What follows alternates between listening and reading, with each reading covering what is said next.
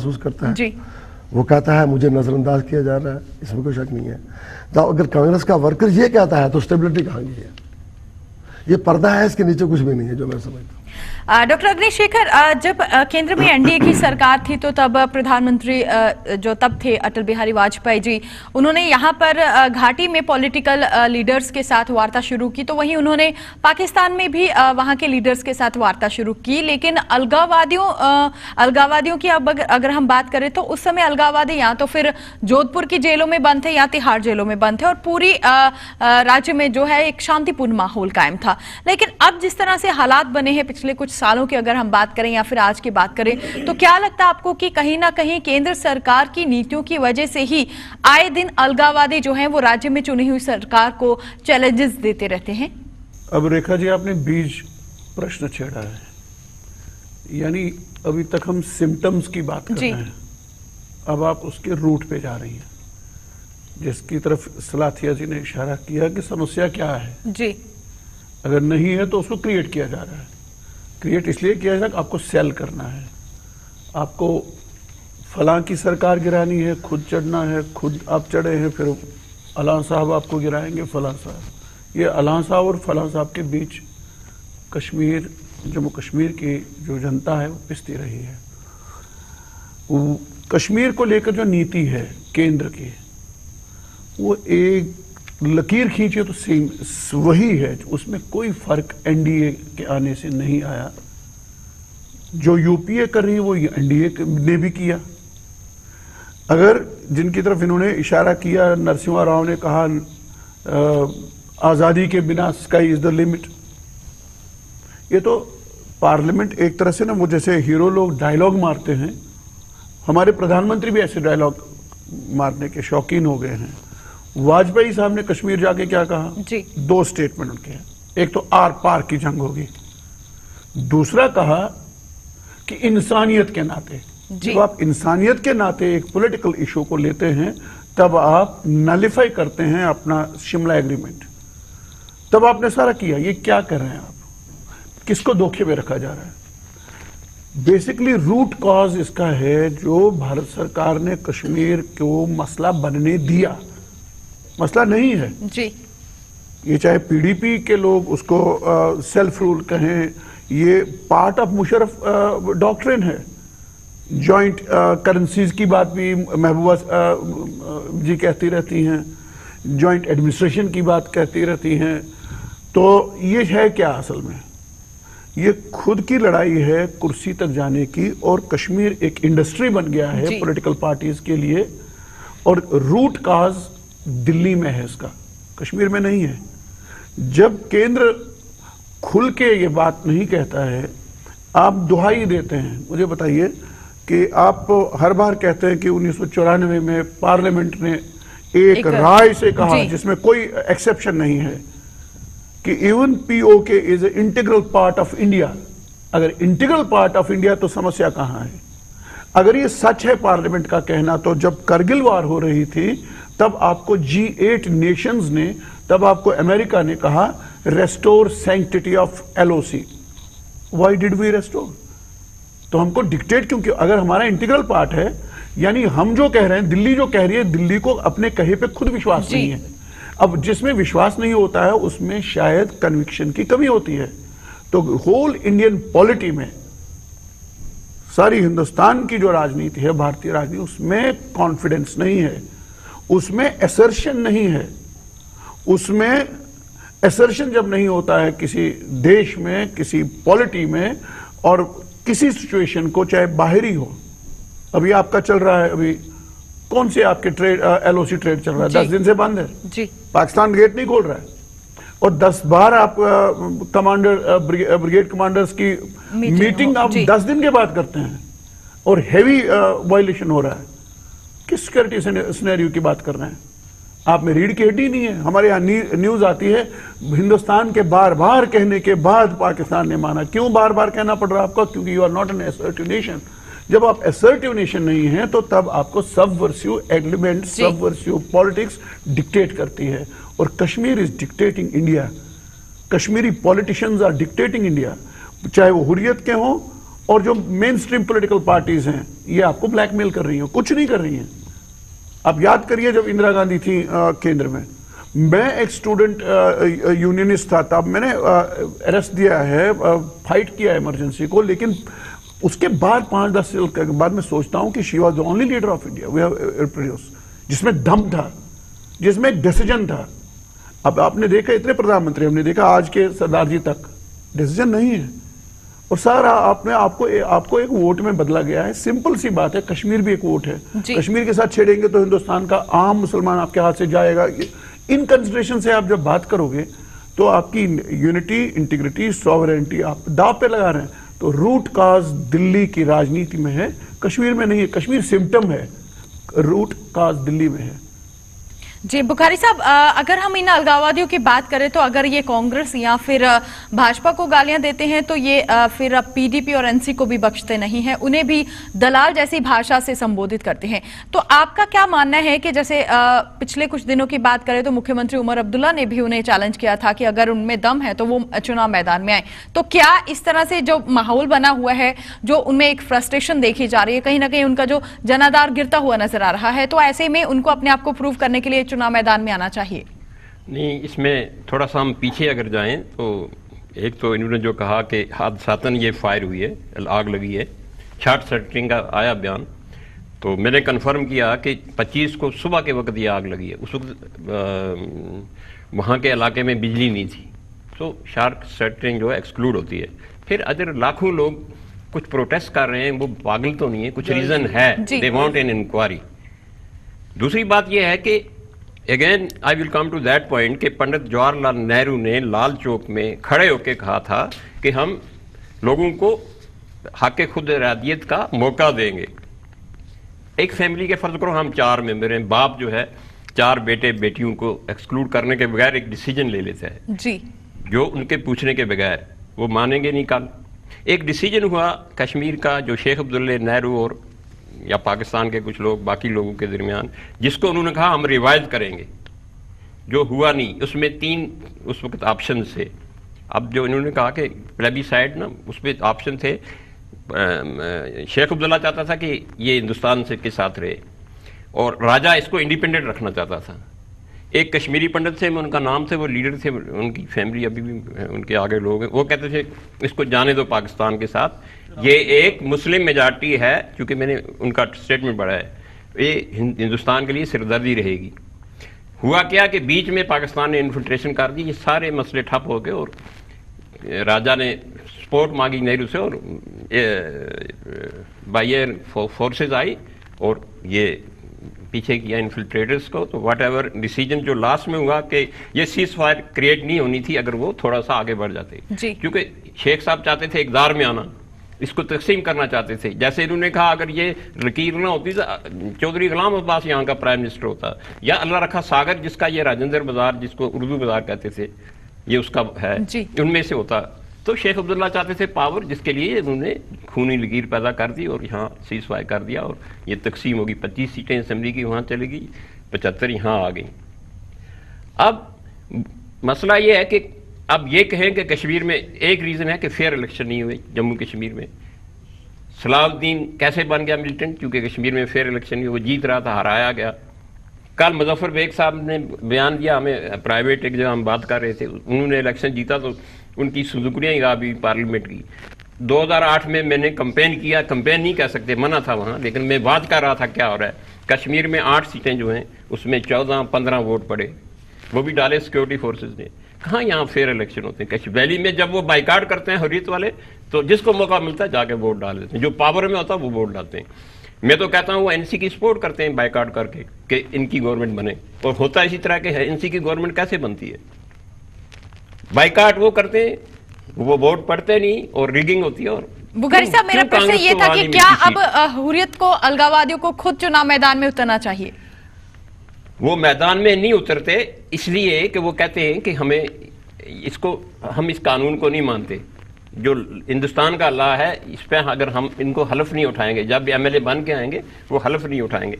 अलीशा गिलानी जो एमएलए रहा है 2 बार, इसने हलफ उठाया, अब कहता है कि हम नहीं लड़ेंगे इलेक्शन क्योंकि हम इस कानून को नहीं मानते, हम चाहते हैं प्लेबिसाइड। प्लेबिसाइड मेरी जाती मैंने इंटरव्यू लिया सुप्रीम कोर्ट में, मैंने कहा अगर प्लेबिसाइड करोगे तो ज़्यादा लोग तो हिंदुस्तान के साथ जाएंगे। कहता है ठीक है मैं मानने के लिए तैयार हूँ, जाएँ हिंदुस्तान के साथ, पाकिस्तान के साथ जाएं, हिंदुस्तान के साथ जाएं, इंडिपेंडेंट रहें, लेकिन प्लेबिसाइड होना चाहिए। उन्होंने इस पर जोर नहीं डाला कि पाकिस्तान जी, लेकिन आईएसआई का इसमें बड़ा हाथ है इन सब चीज़ों में। पाकिस्तान का आईएसआई जो है मजबूत तरीन है, अमेरिका और रशिया को पीछे करता है। सो ये चीज़ें सारे मल्टीपल फैक्टर्स हैं जो हुर्रियत वाले इलेक्शन जी। लड़ेंगे नहीं, लेकिन ये उलझन रहेगी। अल्टीमेटली अगर उनको अक्ल आए तो लड़ें तो अच्छी बात है, अच्छी बात है जी। लड़ें तो सलातिया अच्छी बात है। साहब, कश्मीर घाटी में कोई भी घटना घटती है तो अलगाववादी उसका फायदा उठाने की कोशिश में रहते हैं, गलत तरीके से फायदा उठाकर, ताकि वो घाटी में गड़बड़ी फैलाए। अगर हम बात करें तो केंद्र सरकार की ओर से भी इन अलगाववादियों को ही ज्यादा तरजीह दी जाती है, या फिर प्रधानमंत्री की ओर से वर्किंग ग्रुप, जो स्टडी ग्रुप हैं वो नियुक्त किए गए हों, वो भी बार बार इन्हीं से मुलाकात करने जाते हैं। वार्ताकारों की बात करें, वो भी बार बार इनसे मुलाकात करने की और बार बार इनसे मुलाकात करने की बात कही। तो क्या ये कहें कि केंद्र में सरकार की ढूलमूल नीतियों की वजह से ही इन अलगाववादियों को हवा मिल रही है? नहीं, देखें इसमें दो फैक्टर्स हैं। या तो जो स्टेट होती है ना, इंडियन एज ए स्टेट, जी, मैं अग्निशेखर जी की बात से मुत्फिक हूँ कि कुछ ज़्यादा फ़र्क नहीं देखा गया, सरकार यूपीए की हो, सरकार एनडीए की हो, या कोई और सरकार हो, या बीजेपी की हो। मुझे याद है हम छोटे छोटे थे तो मैंने अटल बिहारी वाजपेयी जी की तकरीर सुनी है कि 370 को हटाना है।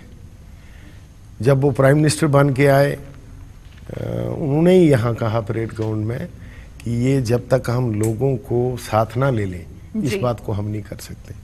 तो मतलब सेंटर में या तो इन लोगों के माइंड में ग्राउंड रियलिटीज़ जो हैं वो इनको पता नहीं है, या ये जानबूझ करके ग्राउंड रियलिटीज़ को इग्नोर करते हैं। बेसिकली आज जितने भी लोग देखें, मीर वाइज साहब थे जो मौलवी जो आज हैं, इनके वालिद उमर फारूक, उन्होंने जनता पार्टी ज्वाइन की। अब्दुल गनी लोन थे, जी। पीपल्स कॉन्फ्रेंस के थे, उन्होंने जनता पार्टी ज्वाइन की। और बहुत सी लीडरशिप जो थी, जो आज जिसको आज सेपरेटिस्ट आप कहते हैं, ये लोग मेन पॉलिटिकल स्ट्रीम से निकले हुए लोग हैं। आज अब्दुल गनी लोन साहब के बेटा सजाद लोन, वो एक उसने ओपन कहा है कि वो he was part of Hurriyat, उसके साथ रहे हैं, पीपल्स कॉन्फ्रेंस उसके साथ रही है। लेकिन आज उसकी भी सोच ये है कि नहीं, हमें मेन स्ट्रीम में आना चाहिए, इलेक्शन लड़नी चाहिए, ये बेईमान लोग हैं, ये जो मिस गवर्नेंस कर रहे हैं सारे, हमें आगे आना चाहिए।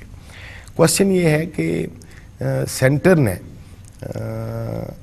इस बात को लेकर के, क्योंकि देश में जो प्रधानमंत्री है सबसे बड़ा एडमिनिस्ट्रेटर वो है, पूरे देश को चलाना है, तो शायद उन लोगों की ये सोच रही कि जब तक ये हमारी धरती पर लोग रह रहे हैं, ये हमारे लोग हैं, वो इस एंगल से देखते हैं इनको।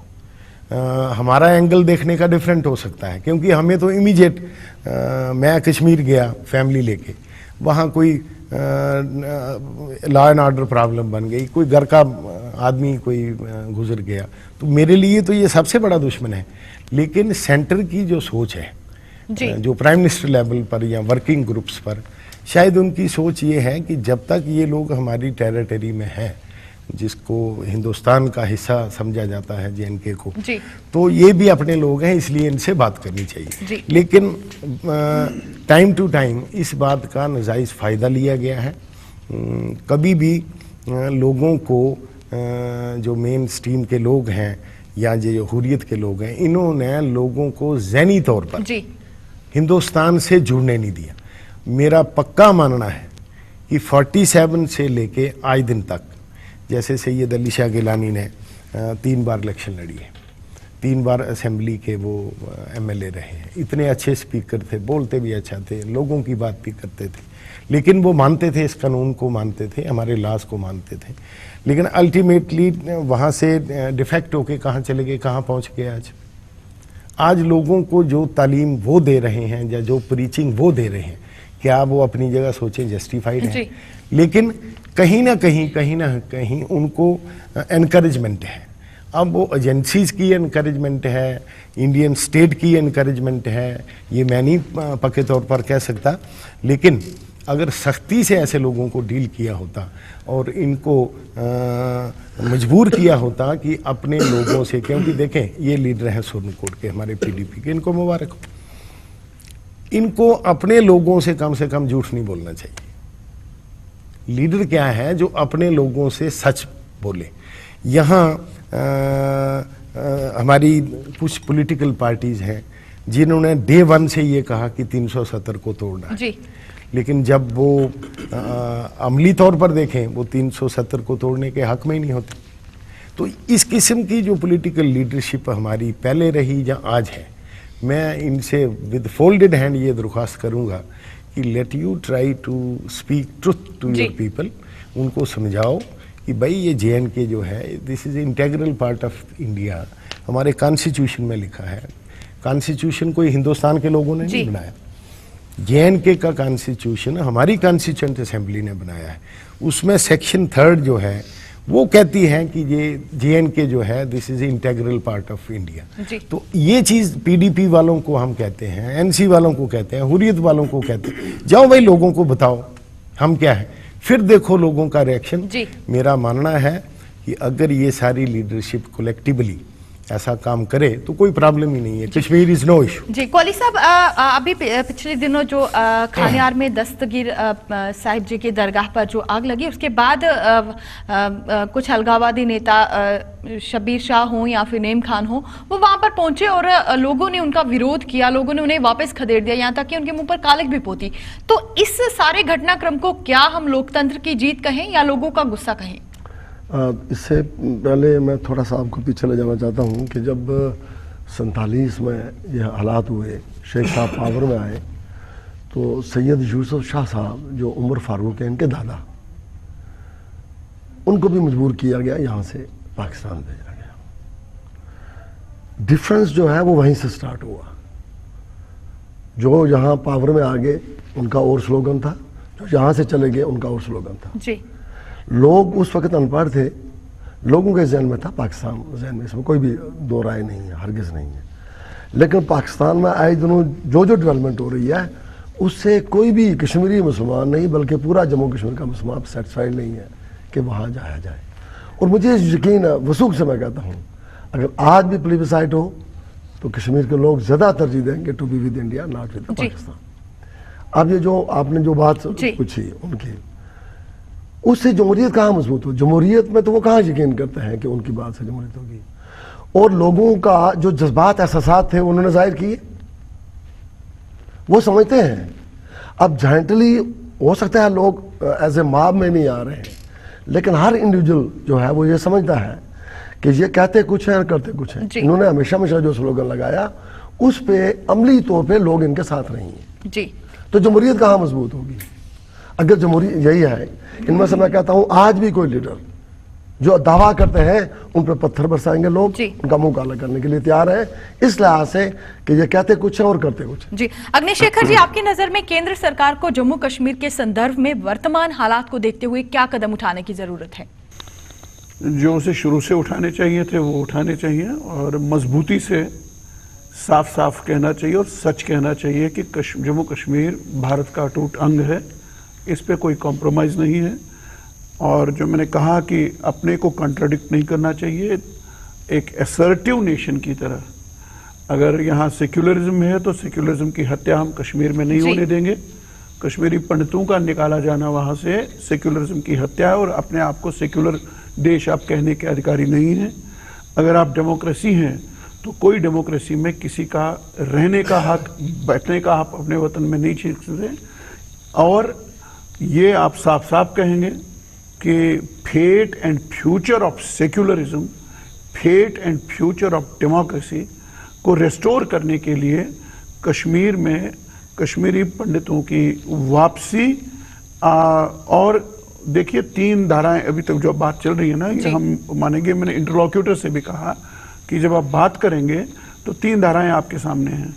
एक धारा है कि जो कहती है Kashmir should go to Pakistan, Syed Ali Shah Geelani वाली लाइन, वो ऑनलाइन है, चौधरी साहब ने नहीं माना, वो है, उन्होंने साफ कहा है कि on the basis of majority. दूसरी लाइन है आज़ादी, तीसरी लाइन है, चाहे वो पीडीपी की है, चाहे वो नेशनल कॉन्फ्रेंस की है, ऑटोनॉमी या वो, यानी ना आज़ादी ना पाकिस्तान, थोड़ा पाकिस्तान भी थोड़ा हिंदुस्तान भी, थोड़ी थोड़ी आज़ादी भी थोड़ा थोड़ा, वो जो थोड़ा थोड़ा वाद है, लगभग हिंदुस्तान, लगभग पाकिस्तान, लगभग आज़ादी, ये जो राजनीति करने वाले हैं, अगर ये इंटीग्रल पार्ट है, आपको खुलम खुला कहना चाहिए। चौथी आवाज हमारी है, हमको कश्मीर वापस, ना हमको आज़ादी चाहिए, ना ऑटोनॉमी चाहिए, ना आपका पीडीपी का रूल चाहिए, ना हमको पाकिस्तान चाहिए, हमको कश्मीर में हिंदुस्तान चाहिए।